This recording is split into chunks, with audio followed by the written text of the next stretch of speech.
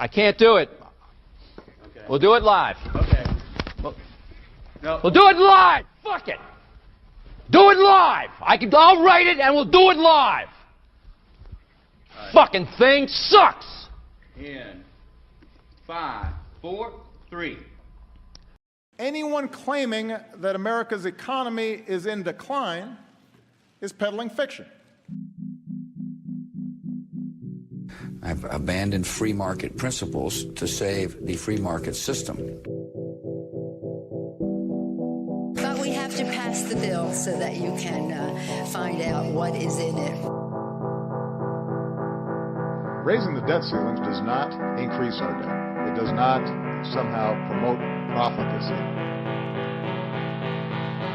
I know words. I have the best words. Nobody knows the system better than me, which is why I alone can fix it.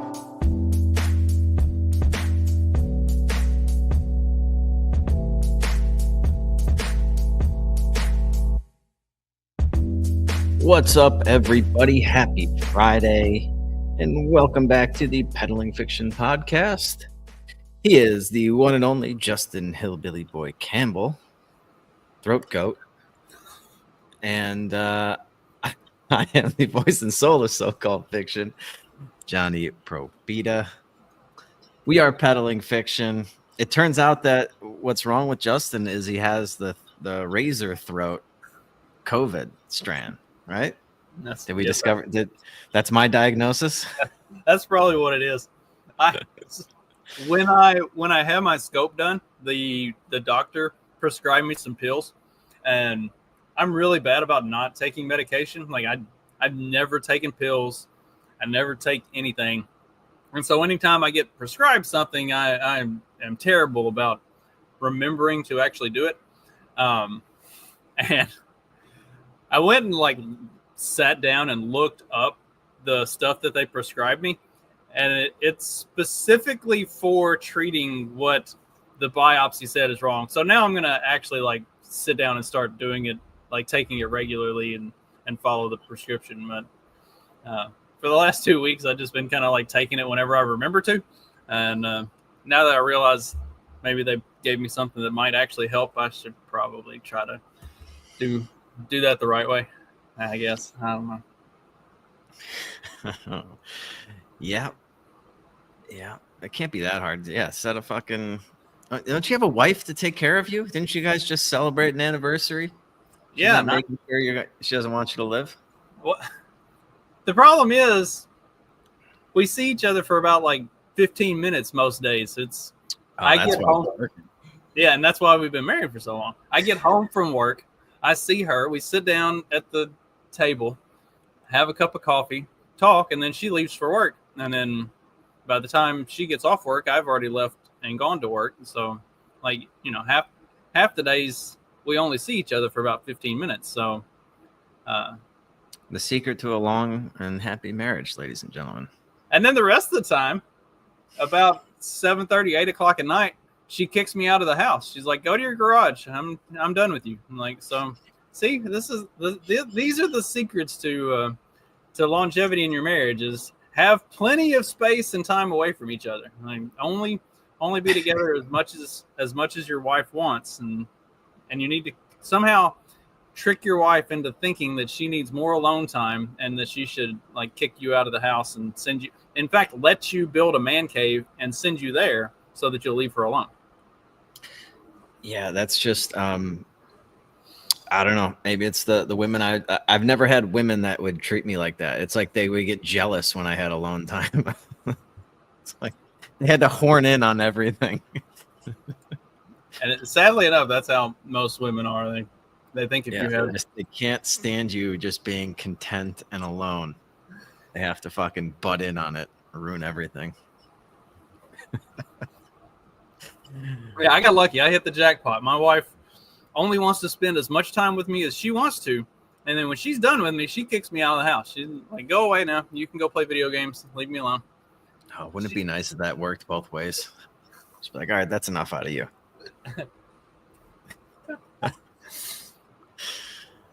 Shit. Anyway, Well, I hope you guys had a nice anniversary. And Daddy's okay. I'm just seeing Magoo's comment there. Yeah. Speaking of Daddy, and the guy who has the best words, although these weren't his words directly, but anytime he repackages somebody else's words, it's better than the original. Always.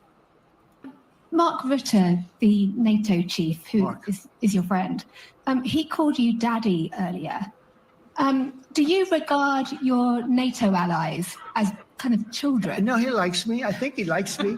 If he doesn't, I'll let you know. I'll come back and I'll hit him hard, okay? No, he did it very affectionate. Daddy, you're my daddy. Do you regard your NATO allies, though, as kind of like children, and they're obviously listening to you and they're spending more, and you're obviously appreciative of that, but do you hope that actually they're going to be able to defend themselves, defend Europe on their own? I think they need help a little bit at the beginning, and I think they'll be able to, and I think they're going to remember this day. And this was a big day for NATO. You know, this was a very big day. They took it. One of the gentlemen said, you know what? We've been trying to raise money raise the rate for 30 years, he said, 20 years, from almost the beginning. And he's been there for a long time. He said, until you came along, it never happened. What you did is amazing. It's been sort of an amazing day. Dude. I listened to a couple other clips from that press conference. I mean, they are asking just like retarded questions. It really is. You would think if you're an actual reporter that's like supposed to be taken seriously, that you'd have like some decent questions to ask. There's that one, he called you daddy. There was a bunch of questions for Pete Hegseth when he was talking about the Iran bombing. And they were just there. I don't have any audio of this, but like they were hyper focused. This one chick was hyper focused on the fact that he said like, oh, like our boys did a great job with that bombing mission and they all made it back safe or something. And one of the pilots was a woman. And she's like, but what about the woman pilot? You just said our boys. It's just like, yeah. Thank you for your journalistic contribution. That's the most important thing here, that he used a turn of phrase that misgendered one of the pilots. It really is just fucking ridiculous. I don't know how they fucking can deal with it. That's why it's just so great when Trump makes fun of these people. One and another interesting thing that came out of that was, and this is something that naturally leftists would get their panties all in a bunch over, including the male leftist. Apparently, NATO refused to issue a formal statement condemning the Russian invasion of Ukraine. And so, according to a couple different articles that I've read from, the insane leftists at the Telegraph and Atlantic and Mother Jones, stuff like that, that means that NATO is just handing Ukraine over to Russia. They're giving up just because they refused to issue a formal statement condemning the Russian invasion. So that's it. It's game over. If Russia knew that's all that it would take to like end the war and to have them declared victor, they should have demanded NATO like issue a statement on it years ago. Yeah.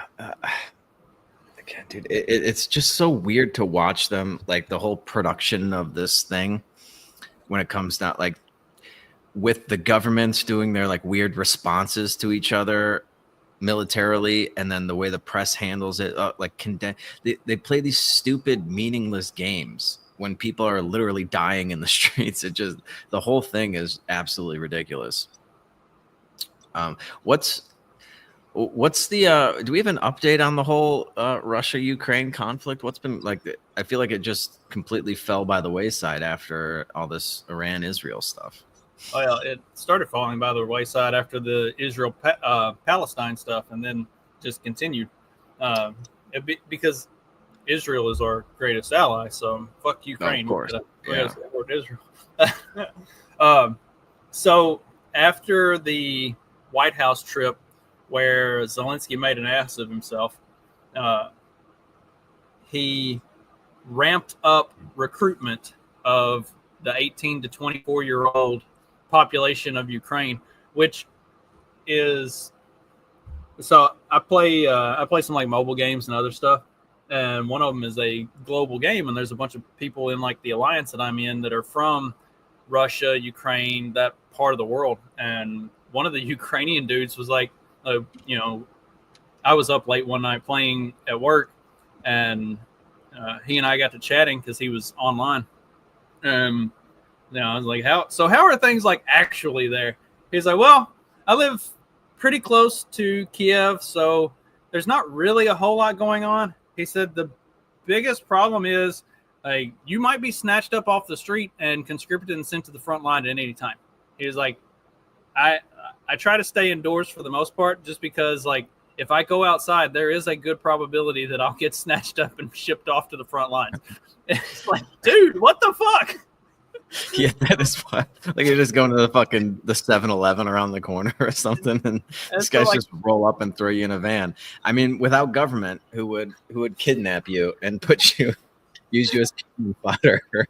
So you know, he has to like, you know, DoorDash and like Uber Eats everything to his apartment. But other than that, like, you know, nothing. You know, things were okay. But so since Zelensky had the visit in the visit to the White House, they've ramped up their recruitment and have had some mild to modest success with that.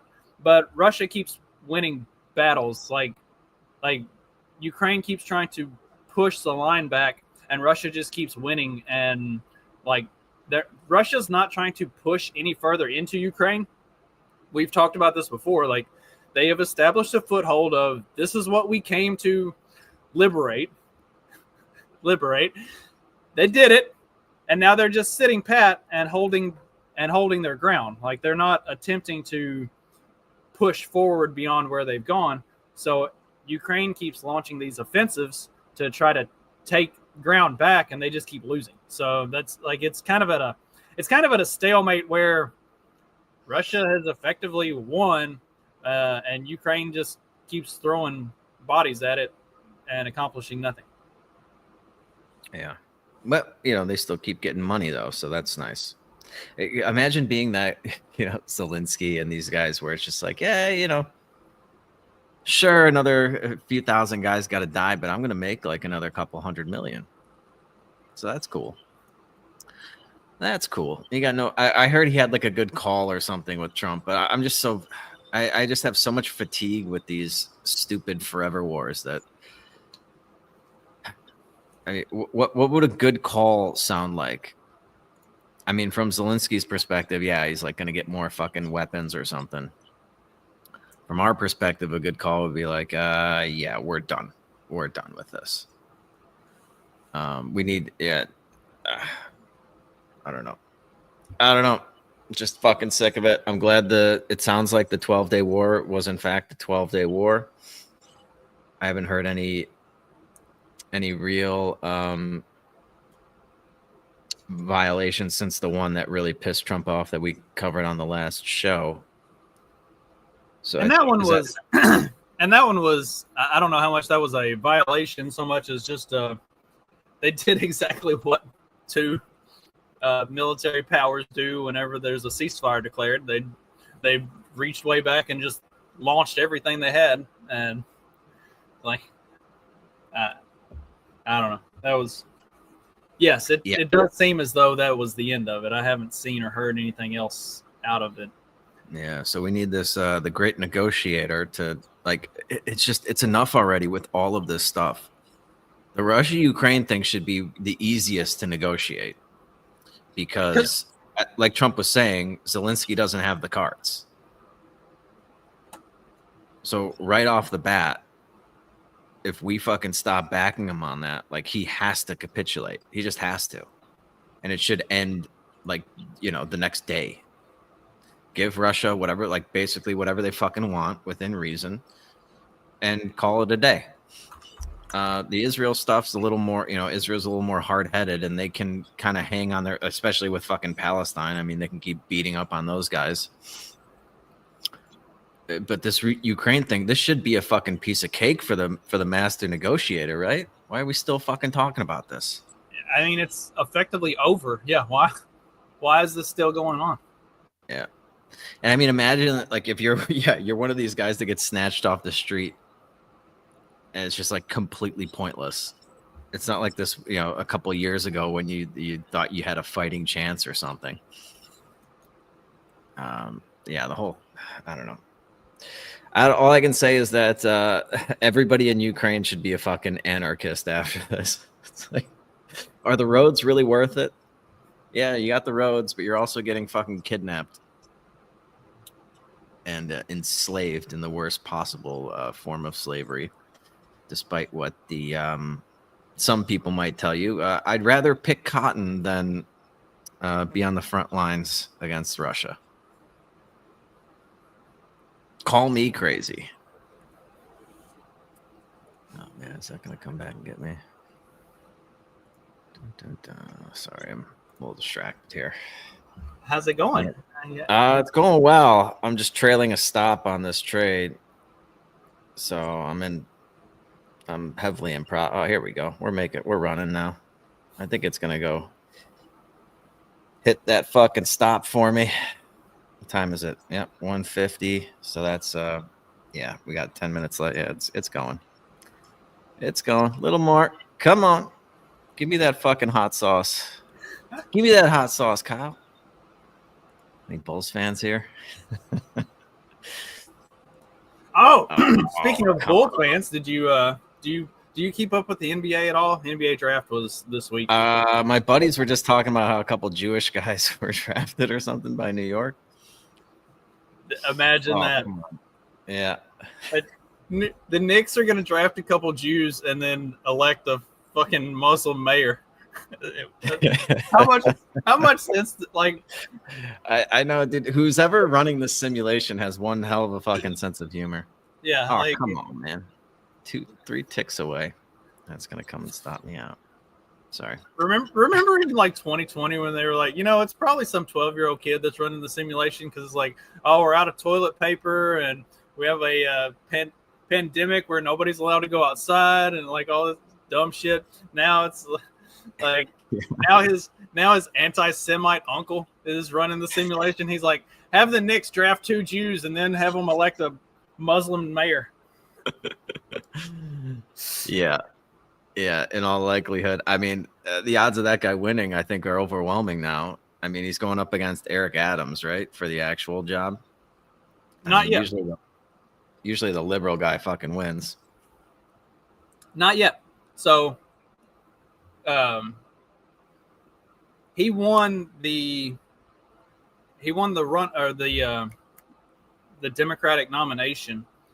The Republican candidate is, I don't know, we talked about it on the morning show this morning. I've never heard the dude before.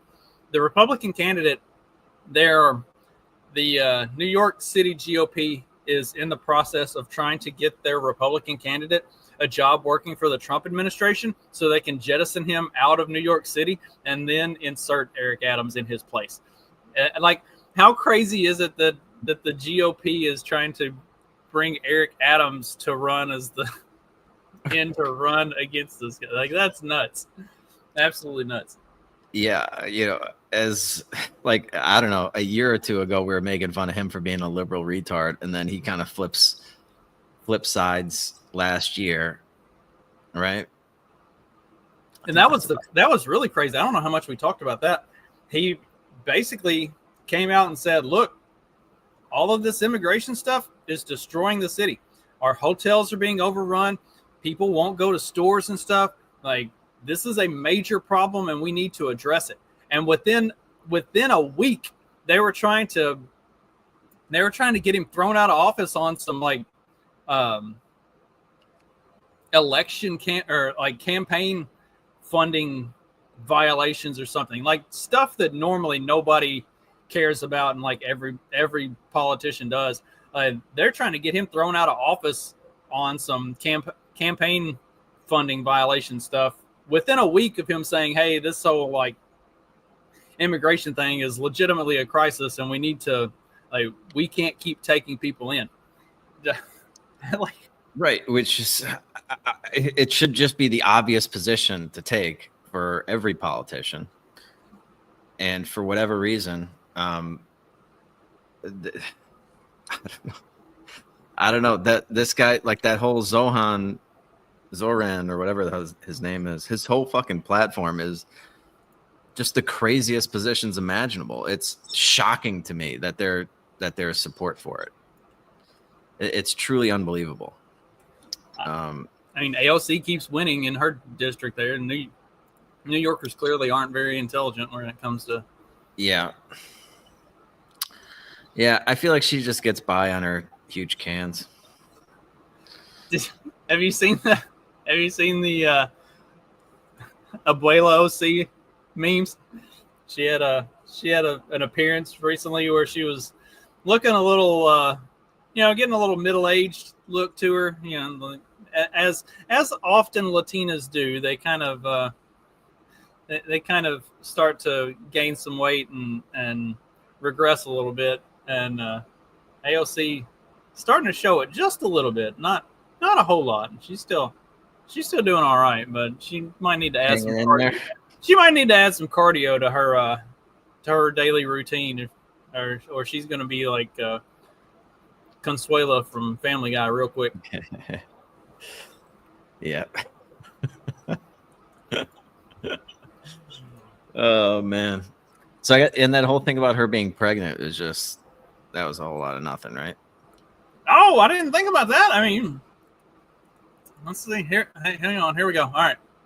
There you go. There's the business today. Target hit. Almost bottom tick. I was a little early. That first one, that was a loss that I took just before that win.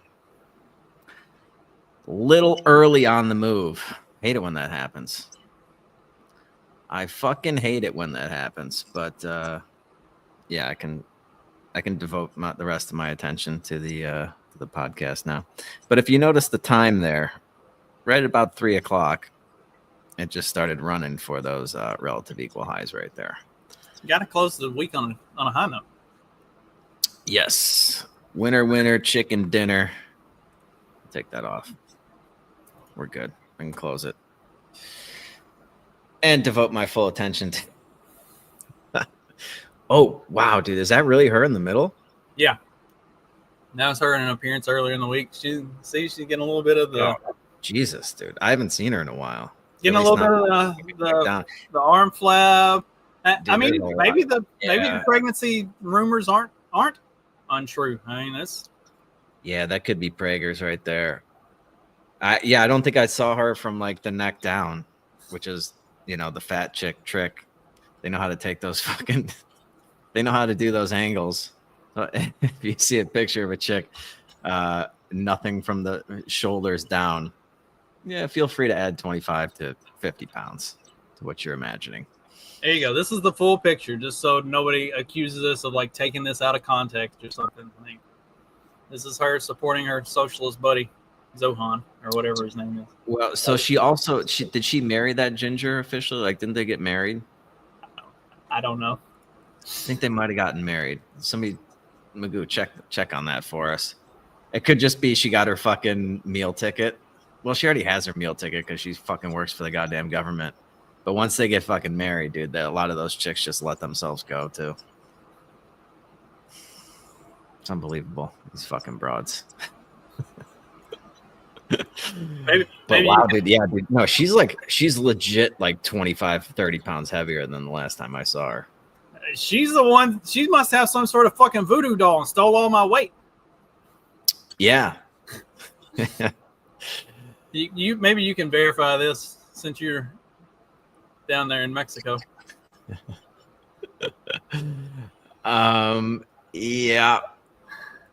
Yeah. There's not a whole lot in between. It's like they are young and beautiful until they're not. They kind of age like the bananas. It's like one day they're beautiful, looking delicious, and the next day they're spoiled. Yeah.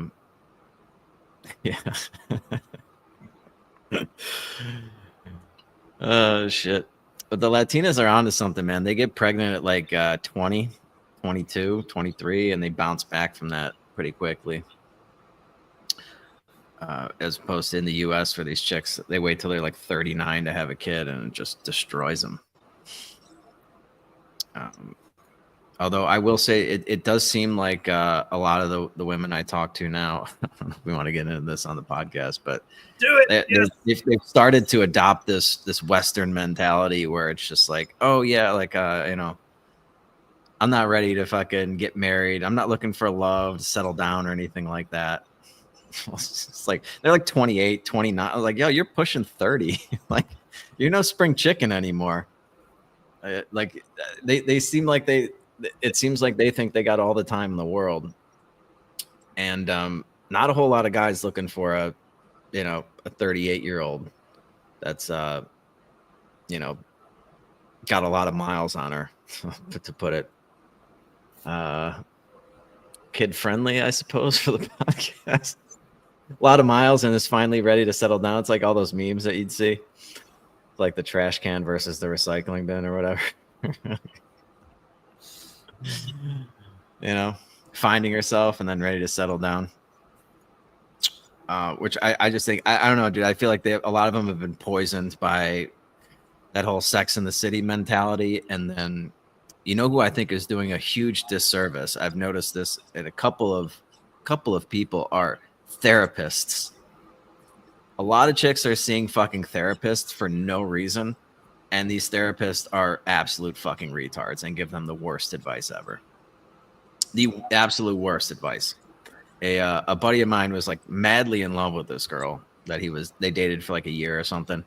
And like he kind of fucked up and just like they had a fight and he just kind of took off for like a month. Yeah. I mean, like he absolutely fucked up, but he kind of realized it and then spent like a year trying to get her back.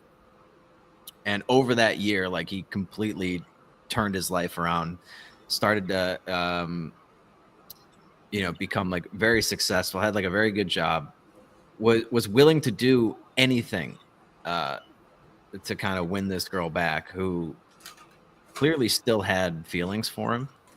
But she started seeing a therapist, and it was like, as soon as she started, she was like entertained, like they were going to get together and like talk and have dinner or something like that. And then it's like, she went to therapy and then she changed her mind. And it's just like, okay, so she's like, they could have had a really, really nice life together. But instead, she just kind of threw it away. And she's just going to be like, I don't know. She's like 30 something now, 32. And honestly, not the most attractive woman I've ever seen. But for whatever reason, my buddy was like madly in love with her. And so now she's just, I don't know what she's going to do. She's, going to have like a mediocre life as an average Mexican somewhere in Mexico versus being in the upper echelon of society where you could do anything that you want to do, go anywhere you want to go, wherever you want to go without consideration for the cost with somebody that, loves you. It seemed like the dumbest decision I've ever seen somebody make. And I'm putting the blame almost 100% on therapy, which I think is beyond crap. Have you ever gone to therapy? No. Okay, so people think I should because I was kidnapped by the cartel and almost killed, and then some dude jumped off my balcony. But nope, no therapy for me. Fuck it. You don't need therapy for that. You need a podcast for that, and we already have that. So you're good. Yeah, I just read a book, a memoir. Yeah, you're good. So when I was in high school, my mom sent me to a therapist because she thought I had anger issues. I love therapy. They are so fucking dumb. Like the therapists are so fucking dumb. And if you're a sociopath and you can pick up on like their cues and stuff, because they're trying to get you to say certain things so that they can like coax you along. I figured out what this bitch was angling at like from day one. And so every time I had a therapy session, I would just tell her all the shit she wanted to hear. Had this bitch like rolling over and over on all of this stuff that was wrong and telling my parents all this crazy shit that I had going on. I didn't have anything going on. I was just fucking with the bitch. It was wild, fun. I loved it. After I stopped going to therapy, she moved and we never saw her again. I think I might have driven her out of the profession. Yeah. I mean, like, I could understand a case for therapy if, like, I don't know, you were like raped or molested as a kid or something and you got to deal with those kinds of demons. But if you're just like, it just doesn't seem healthy to me to be dwelling on the past for no super, and then taking advice from some, probably most likely some fucking single cat lady, doesn't know what the fuck, like, relationship advice from some old hag, or just some random person that you met and that you're paying. The whole thing just doesn't sit well with me. And I've just watched people, I've watched 2 or 3 people that I know just kind of make retarded decisions right after going to therapy. But what are you gonna do? You can lead a horse to water. Well, I think the biggest problem with therapy is most therapists aren't actually trying to tell people how to get their life in order and how to, like, stop being fuck ups. They're trying to get the person to tell them what they really want to do so that they can encourage them to just do whatever makes you happy. And that probably means doing something really fucking stupid that you didn't think through in the moment. Yeah. Or I guarantee you all these therapists have like this mentality where it's like, oh, like, you're young and you got plenty of time, like, go explore, have fun. And that's just like, I don't know, dude. Yeah, maybe if you're 22, sure. But 28, 29, 32, that chick goes back on fucking Bumble, gets run through by a couple of guys, goes out for like a couple of months, and then that's over. And then she, goes back on a couple of months, and then that's over. And next thing you know, she's 35, 36. Now she's a geriatric pregnancy with a couple extra 1,000 miles on her. That's, anybody that's moderately, any man that's moderately successful around that age is going to be looking for the younger model, 27, 28, something like that. I don't know, my 2 cents, but yeah, what the fuck do I know? I'm 40 and single. So. Probably don't take relationship advice from me, but well, I can tell you what not to do. Don't do that. Anyway, yeah, that's like Magoo said, that's pretty much right. And I don't know, dude. I just think that whole Sex in the City mentality is just fucking poison for women's brains. Well, and the crazy thing about that was, like, the Sex in the City phenomenon of, the early to mid 2000s kind of drove women's behavior a lot, but also a lot of men looked at that and they were like, these bitches are like ugly and crazy. Why would anybody want them anyway? Like, so when you look at the two very polarly different reactions to the Sex in the City thing, it's like maybe females should have looked at the reaction of their counterparts and been like, oh, maybe that's something that's going to drive men away. Yeah, well, and I mean, I just feel like they've been completely propagandized. They got propagandized into going into the workforce. This is like a major factor as to why, like, the dollar didn't fucking completely collapse even faster after, the 60s and the 70s. Like, women, used to be able to have like a family, like some guy that worked in like a fucking Ford factory or something could have a house, a car, a wife, and two, 3 kids on the one salary. And his wife could have gone to work if she wanted to, but would, all else being equal, would rather stay home and raise the kids. And then once the fucking 70s and we got off that gold standard and had all that inflation, women entered the workforce, and now it's like, yeah, so now you have now it takes 2 people to do what a person used to be able to accomplish. And now it's like they can't even do that. So I feel like they got propagandized into entering the workforce and becoming this boss bit. Like, men don't want that either. Men want to be fucking providers. They don't want like some fucking VP executive chick, you know, trying to be all boss lady. Like, it's just not attractive to most men. Despite what your fucking Cosmo says and what they say in Sex and the City and shit. And I don't think a lot of women want that. Like, they think they want that because of all the propaganda around it. But yeah, once they get up 38, 39, 40, 41, they realize like, oh shit, like this is not a great position to be in. And by then it's too late.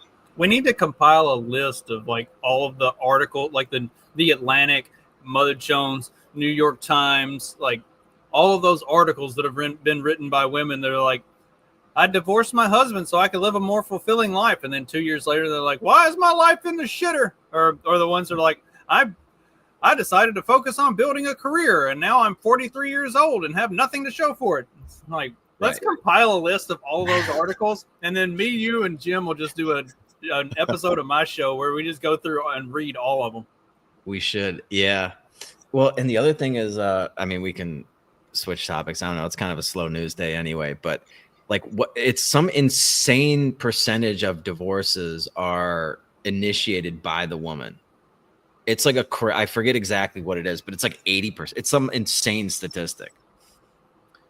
And I mean, there's probably a couple reasons for that, but one is like this push in society. It's like, oh yeah, you know, free yourself and be the boss bitch. And also just the way the fucking laws are written. It's like, yeah, why wouldn't I just fucking take half this guy's shit and move on? And then they're surprised when, all these men don't want to get married. It's like, yeah, why would I get married again? I'm taking on all the risk. There's no risk for a fucking woman to get married. It's all on the fucking men, on behalf of the men. And women are initiating like 90% of the divorces. So it's just like, I don't know. This just doesn't seem like a great idea to me. The tax benefits, it's like, I can go, you know, I can get tax benefits elsewhere. Set up a fucking trust or a fucking get incorporated. I don't know. Move your residency to Panama or Puerto Rico. You can avoid a lot of taxes that way too. Anyway, forgot how, oh yeah, because AOC got fat. It started this whole conversation. According to Grok and Magoo, they're not married. So she's not even fat. She's just getting a little thick. But everybody knows when them Latinas start getting a little bit thick, it's all downhill from there. Yeah, it's she better let her. It seems like it's very easy for women to put on weight and not very easy for them to get rid of it. Dude, did I tell you about that when I went to the doctor and I told him about my weight loss and stuff? And oh, you might have mentioned that. Yeah. And he said, I was like, yeah, I've lost 20, 25 pounds. And he was like, oh, you stopped drinking sodas and alcohol. He's like, that'll do it. He's like, that's really not a lot. He said, and he even said, if you were a woman, I would be concerned. Yeah, you did say this. Yeah. Like, that was kind of nuts. And when I told my wife that, I was like, so, I've lost 20, 25 pounds in the last 6 months. I said, and the doctor said, if I was a woman, he would be concerned. And Stephanie has been actively trying to lose weight for some ungodly reason. I don't know if she's fine. She's thin anyway, but she feels like she's on the other side of 40. So she's starting to develop more of a like mom bod, and she's, wants to not let that happen, which is great. I love the enthusiasm. It's unnecessary, but it's great. Anyway, she's like, so what you're telling me is I'm just not going to lose weight like that? I'm like, yes, that's not what I'm telling you. That's what the doctor told me. Like, you're not going to lose weight like that. I'm sorry, dear. Like, the 5 pounds you've lost in the last 8 months is like probably about par for the course, and you probably shouldn't expect a whole lot more. And then she's all kinds of mad, and it's like, I'm not trying to lose weight though.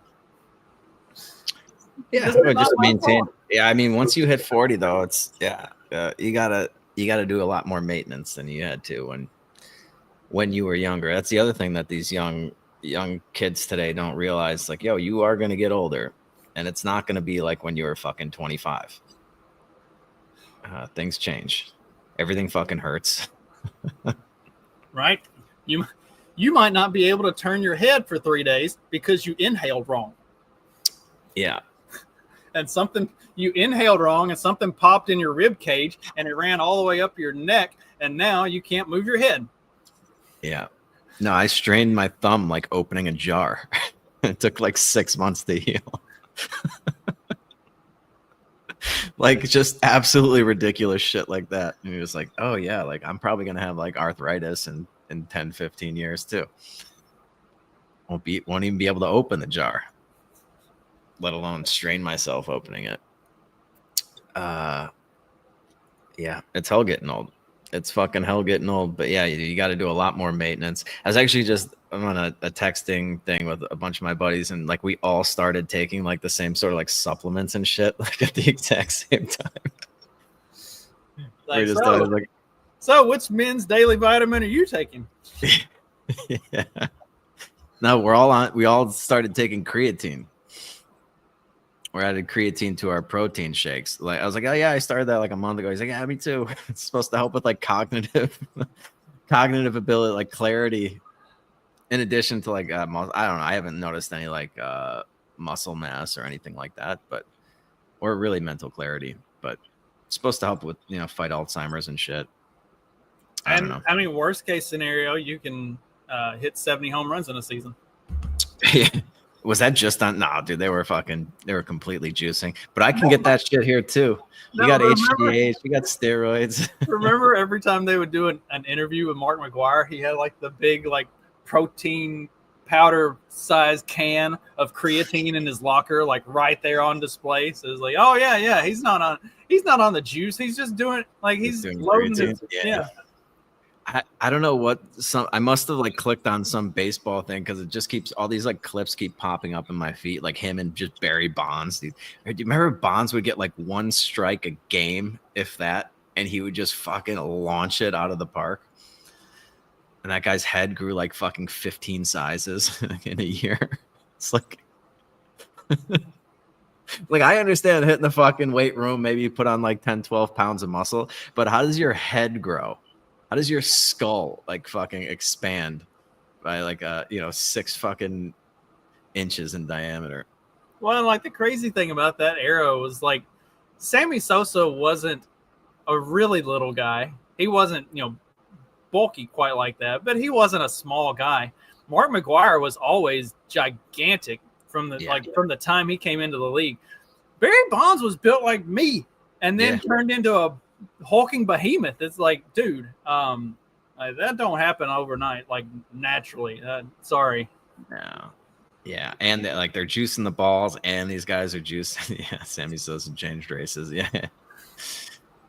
Yeah, dude, that guy got really fucking weird. Yeah, Canseco and McGwire, they're both fucking just monsters. I just remember like watching McGwire like hold the bat. It just looked like a fucking twig. He had these like he had like Popeye forearms. Yeah. They did like his measurements one time, like the measurements of his like thighs and his forearms and his biceps and everything.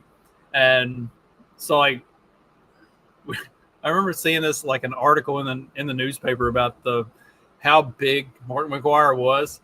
And my dad reads the article and grabs like a tape measure. And so Mark McGwire's like biceps were bigger than my dad's thighs. And my dad wasn't a small guy. It was like, holy fuck. Yeah. Yeah, it must be like I couldn't imagine hitting a baseball being that big. It must just be fucking like it would be like me hitting a golf ball with a baseball bat. And it's like these guys in the NBA that are like fucking 6'9". It's like, okay, yeah, lower the hoop down to fucking 7 feet. I'll be pretty fucking good at it too. 6'9's not even that tall. Like there was a dude at Mississippi State when I was there. I worked for the women's basketball team at Mississippi State, and I hung out with a bunch of the guys on the men's team. And Mississippi State had a 7'2" dude. And so you and I have hung out. You know how tall I am. Yeah. I came up to his chest. Like he would come stand behind me in the hall and just like lurk there. And then I turn around and I'm just like staring him right in the dead center of his chest. I'm like, Wes, go the fuck away. Why are you always doing this? But like, like now you know what it's like for the rest of us. Yeah. It's like my whole life until I moved to Mexico. Now I'm above average height. That's a cheat code for anybody under 6 feet. It's moved to Mexico. Oh God. Yeah. Or I suppose Thailand too would probably work. Yeah, I mean any of the Asian countries, I guess you could. Yeah. Dollar goes a lot farther there. The peso's been fucking strengthening against the dollar. It's 18 something now. Things are getting more expensive here in Mexico too. Yeah, I don't know if I mentioned, like I'm looking to buy a fucking jet ski, and the prices here are just insane. A new jet ski in this part of Mexico, they want like close to 20 grand for like not like a top of the line, fucking all the bells and whistles, like the commercial grade jet ski, new. 20 fucking, it was like, dude, that's like a goddamn car. I just want a fucking toy that I can beat up, and like you can get a used one for like 13. It's wild. I think I might need you to just find some fucking hillbilly with a jet ski, buy it for like $4 grand, and I'll send it to me. I think I could get it shipped here and pay the import taxes for less than it would cost me to buy one here. There's a high probability I probably know somebody. But yeah, I don't think I can do another summer here without a fucking toy. I'm getting bored. All right, we're gonna wind down on get back to the news. The only other thing that I saw, let me pull this article up right quick. The Supreme Court has put the brakes on activist judges blocking national policy with universal injunctions. In a 6-3 ruling written by Amy Coney Barrett, SCOTUS said federal courts are overstepping when they issue nationwide rulings for people who aren't involved in a lawsuit. The decision limits the power of district judges to halt federal policies across the country based on one single case. The court's authority doesn't stretch that far, Barrett wrote, granting a partial stay and blasting the practice as exceeding what Congress allows. Translation, no more one-judge vetoes of America First laws. This is a direct strike against the left's favorite legal weapon, judge shopping in blue districts to freeze policies they hate. It's a big win for constitutional order and a long overdue gut punch to lawfare. And here's Trump's statement on the matter. We cannot allow a handful of communist radical left judges to obstruct the enforcement of our laws and assume the duties that belong solely to the President of the United States. Judges are trying to take away the power given to the president to keep our country safe, and it's not a good thing. But I hope, for the sake of our country, that the Supreme Court is going to save this, because we have to do something. These people are just looking to destroy our country. Nothing will stop me in the mission to keep America safe again. It's very simple. Keep America safe again. Yeah. I mean, Ketanji Brown Jackson wrote the dissent from the three progressive judges, and it might have been the most retarded thing that I've ever read from a Supreme Court justice. And do we have it here? I don't have her response specifically. I do have a pretty scathing response from Amy Coney Barrett to part of what Ketanji Brown Jackson had said. Here's the response from Amy Coney Barrett. We will not dwell on Justice Jackson's argument, which is at odds with more than 2 centuries worth of precedent, not to mention the Constitution itself. We observe only this: Justice Jackson decries an imperial executive while embracing an imperial judiciary. No one disputes that the executive has a duty to follow the law, but the judiciary does not have unbridled authority to enforce this obligation. In fact, sometimes the law prohibits the judiciary from doing so. See Marbury versus Madison. But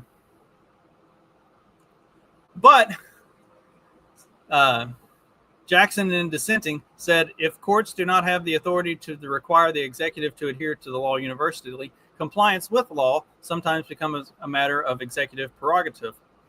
Observing the limits on judicial authority, including, as relevant here, the boundaries of the Judiciary Act of 1789 is required by a judge's oath to follow the law. Justice Jackson skips over that part.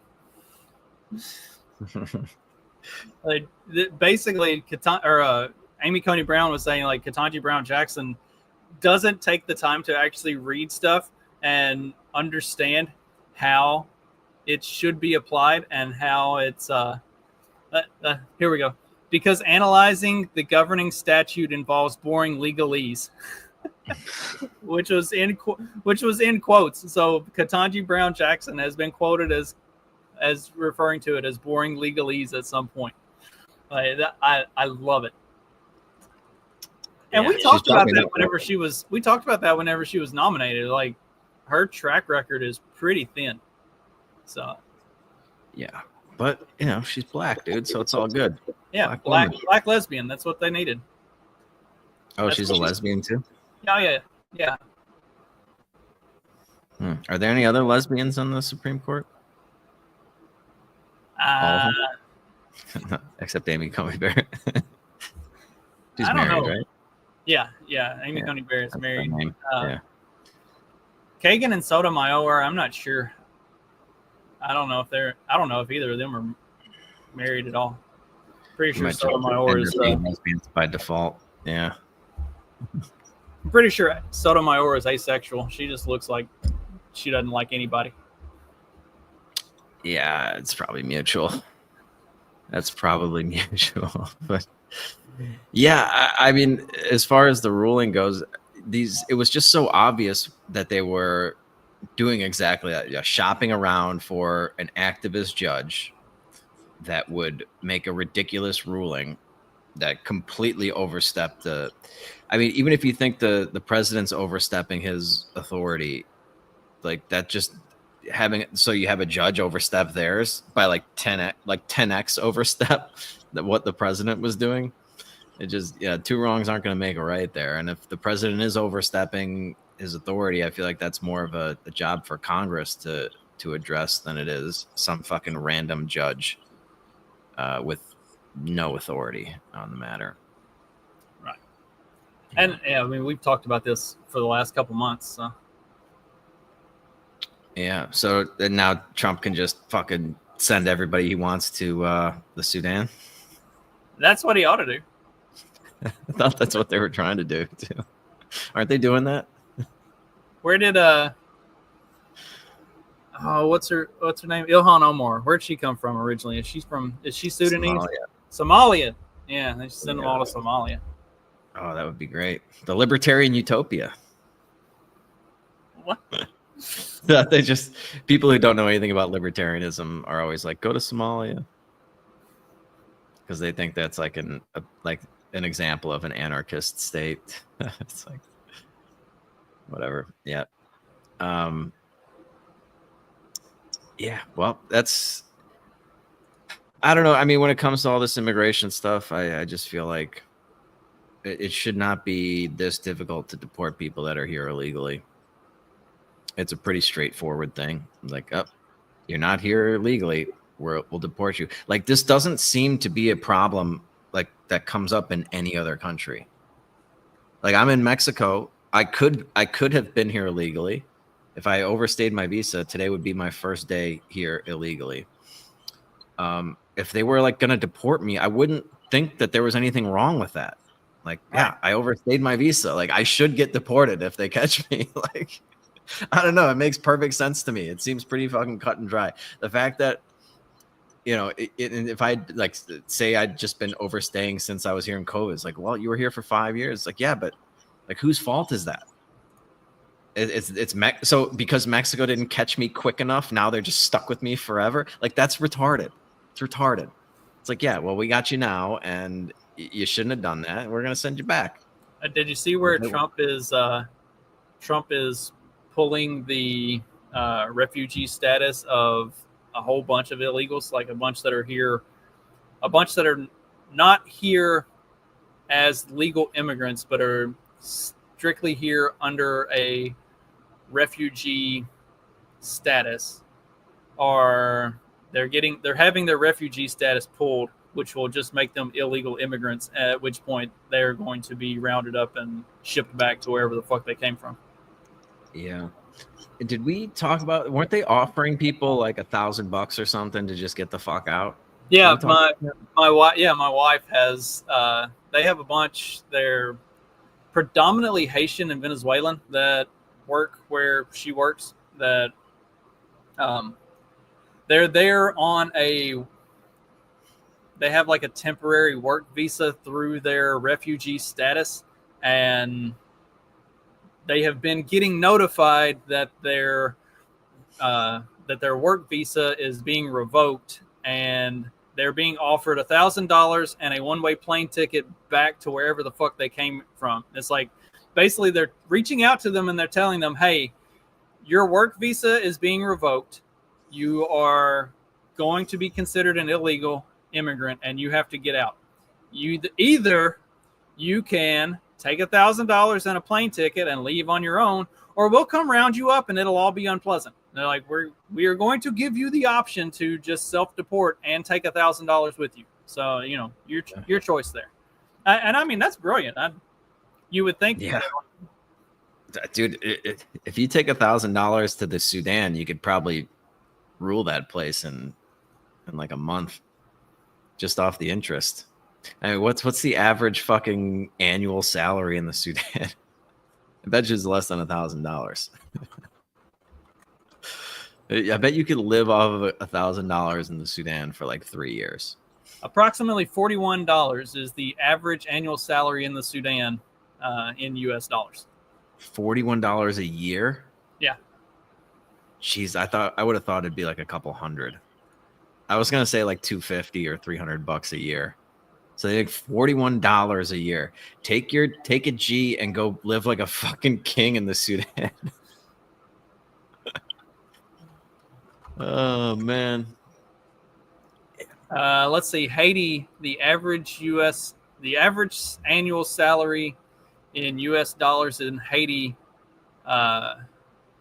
is between $250 and $1,500, depending on the year. But that's quite the range there. Yeah, this is well, they have a little bit of instability. Yeah. So it fluctuates year to year pretty heavily. But I mean, still, whether it's $250 or $1,500, I mean, still, yeah, $1,000 is still a good, gives you a good head start heading back. Yeah, that's a lot of runway. It's like, there's a lot of runway there. Oh yeah, go to like I said, make your way over to the Sudan. If they give you a plane ticket anywhere in the world, yeah, do that. And you could just hire a couple of armed guards for apparently $41 a year to protect you. Oh my God, that's just crazy. That is fucking crazy. $41 a year. Anyway. Due to inflation, the average annual salary in Venezuela is about $24 US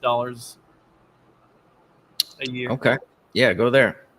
You got beautiful women. Probably, yeah. I'd rather, go to Venezuela.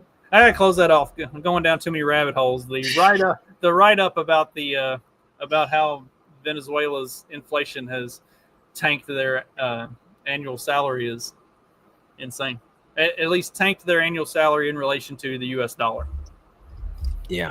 Well, I'm sure that was just because of our sanctions, Justin. All right. That's all our fault. It had nothing to do with the communism.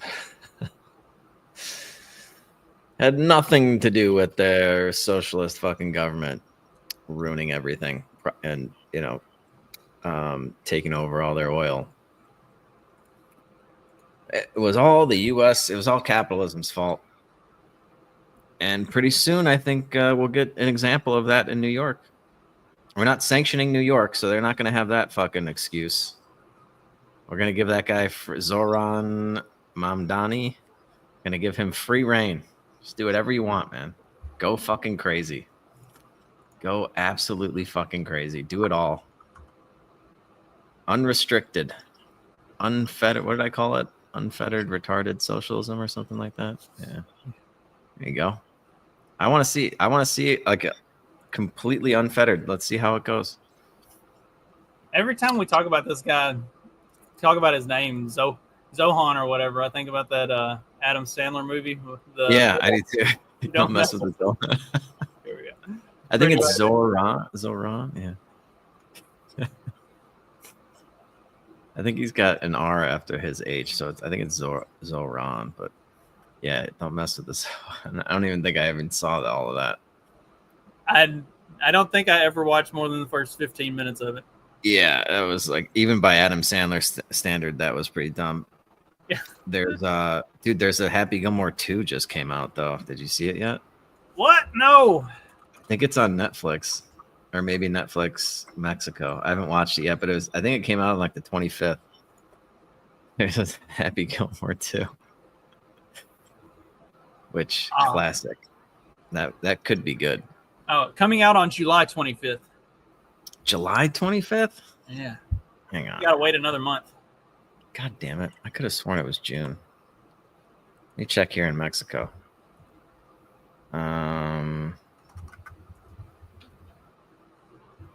Happy Gilmore was such a good movie. Initial release date. Yeah, maybe I am wrong. I found The Waterboy on DVD at the local like resale shop, the Super Mega Replay. So me and Katie were killing time and walking around, and anytime we're there, we go look at the DVDs. And I have a list on my phone of like movies from when I was in high school and junior high, or high school and college, that like I don't have in my massive collection of movies. And so anytime we're there, we'll go look through the DVDs, and I'll just give her I'll be like, all right, look for this one and this one, and I'm going to look for this one and this one. And so we'll go and look. And if we find one of them, the way they do it is it's buy 3, get 3 for free. So, and the movies are $3 each. The DVDs are $3 each. So I'm getting 6 DVDs for $9, obviously. So if we find one of them, then we just start looking and seeing what else like random that we could find that are like cool old movies that I forgot about, or, stuff like that. And so anyway, we found Waterboy the other day, and so I snatched that up. Oh, nice. Yeah, every once in a while you want to watch one of these old nostalgic flicks, and it's like they want like $4 to watch it on Amazon or something. It's like, dude, come on, this movie's fucking 45 years old. So let me watch it. It's nuts. I can't pay $4 to watch a movie I've seen 100 times. I just can't bring myself to do it. I don't even think if I was a billionaire, I would pay that. So yeah, anytime we go to the Super Mega Replay, Katie and I walk through and we just look at the DVDs and see what we can find. And I have just a massive collection. And also it doesn't hurt because out here, you know how my internet is. Internet might go out, and like popping something in the DVD player might be the only way we get to watch anything for a few days, like literally for a few days. So. Yeah. Do you guys have Piggly Wiggly over there? That's what I'm picturing. Back home where I'm originally from, we had Piggly Wiggly, and then they closed. We still have Pick Pack down there, and here we have Ruler Foods and the JC Food Mart, which are they're through Kroger, but they're like the rural Kroger brands. So it's sort of like a Piggly Wiggly. I love our JC Food store because they have like hot meals every day. Like you can get fried chicken or ribs or other kind of stuff. Like they have food every day. So sometimes if I've been busy around the house doing shit and I don't feel like cooking anything, I'll just run into town to the Ruler and grab something at the deli. They always have like food and they always have like really good deals on stuff. Like if I understand why people that live in like cities and stuff that only have like Walmart to go to for all their groceries and stuff, like the store always has deals on meat, on juice, on vegetables, like everything that you need.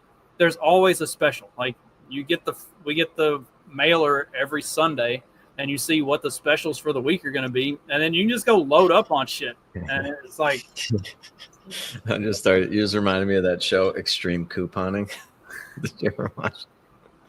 It was always in like fucking Hicktown, USA. that is my wife. She like Couponing. I'm going extreme couponing. Stephanie has the app as well as the mailer that comes out. So she'll get the mailer, and then she'll go and look up the stuff that's in the mailer on the app and apply the online discount to her coupon. And so then she's getting all, and then you can get a rebate as well. Like they give you like points on your card. It's all kinds of crazy shit. I don't do any of that. I just basically I just load up on meat. I keep the freezer full all the time on like good meat deals. Yeah, extreme couponing. It always just seemed to be like somewhere in Kentucky at the Piggly Wiggly or whatever. Piggly Wiggly. They get like fucking 15 jars of mayonnaise or something. It's just like, if you've never been to Piggly Wiggly, you're missing out. I think I have been like on road trips. Yeah, I think at least once when I did like a Boundary Waters trip, and one to like when I drive like fucking through West Virginia and stuff. Like I'd stop in these little small fucking towns, and there was definitely a Piggly Wiggly that we went into at one point. They had the Campbell's chunky soup, like the good size can. If you bought 12, they were $1 each. I was like, all right, fuck this. I loaded up. So I loaded up on Campbell's chunky soup. I get home and Stephanie's like, why did you buy so much soup? I was like, it was $1 a can if you bought 12 cans. Like, why wouldn't I? What do you mean? It's a good deal. It's not like it's going to go bad. Right? It already sucks. The chunky soup. Donovan McNabb. Does Donovan McNabb still get fucking royalties from that? I don't know. He Wasn't was the Campbell's chunky soup. Anyway, all right, dude, let's get the fuck out of here. It's Friday. We have nothing. It's the weirdest episode ever. Relationship advice to Campbell's chunky soup. We covered it all here. Abuela OC and Trump being NATO's daddy. This is and we got to watch you close out a trade. Oh, that's right. Yeah, going out on a high note. That was nice because yesterday was not a great day for me. And as you saw on that chart, if you were looking, I took a little loss right before that, which is that's obnoxious, you know. Just one move too early. Got a little head fake in there. And just eats away at your profit. But that was a nice. Yeah, I got 50 handles on that. No, I got 100 handles on that one, I think. Yeah, that was a 100 handle trade. That's big time stuff for all you amateurs out there. Most people go for like 50, 25, 50. They consider 75 would be a nice trade, but 200, that's a nice little fucking present on a Friday afternoon. Give me some momentum going into the weekend. You got anything going on? No. Working on finishing up stuff at the house so we can get it closed. I gotta get having a rollaway dumpster delivered this afternoon, and then tomorrow morning, me, Stephanie, and Sean are all going down there and going to completely clean the house out and get everything out of it. So I am a couple weeks away from closing. Thank God. I'm ready to get rid of this thing and be done with it. Right on. Well, I think I'll be going to some faraway beach this weekend, Sunday. Get some nice fresh grilled fish, zarandeado style. For those of you that are familiar, probably nobody. That's a local delicacy out here. And it is hot as a motherfucker. The door's closed. I'm melting. So that's going to do it for me. I can't. Yeah, an hour is like fucking tops this time of year. We might have. Can we do earlier shows? Yeah. Should we start going earlier? Because, yeah, dude, this time of year, it's just afternoon is like, I mean, it hasn't even gotten as hot as it's going to get. But, yeah, we're like 90 with 75% humidity.